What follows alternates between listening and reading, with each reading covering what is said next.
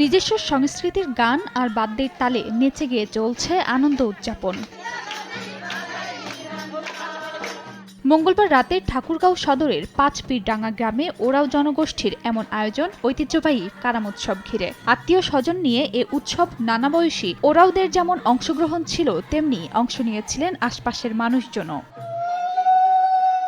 দিনব্যাপী নানা আয়োজন শেষে সন্ধ্যায় বাড়ির আঙিনায় ধর্মীয় আনুষ্ঠানিকতা পালন করেন ওরাওরা। পরে নিজস্ব সংস্কৃতির গান বাদ্যের তালে নেচে গিয়ে আনন্দ ভাগাভাগি করেন। এর আগে অনুষ্ঠানের আমন্ত্রিত অতিথিদের বরণ করা হয়। আমরা এই উৎসবটা অনেক উপভোগ করি, ফ্যামিলি নিয়ে আমরা আসি প্রতি বছরই, আয়োজন করি এবং অনেক আনন্দিত থাকি, এই দিনের জন্য অপেক্ষা করি।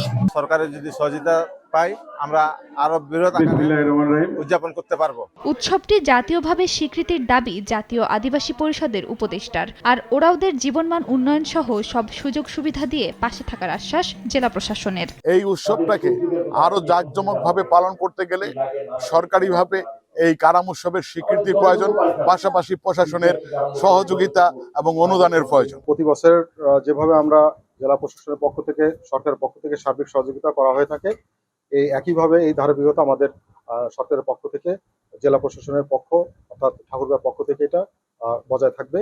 এক যুগের বেশি সময় ধরে কারাম উৎসব পালন করে আসছে ওরাও জনগোষ্ঠী।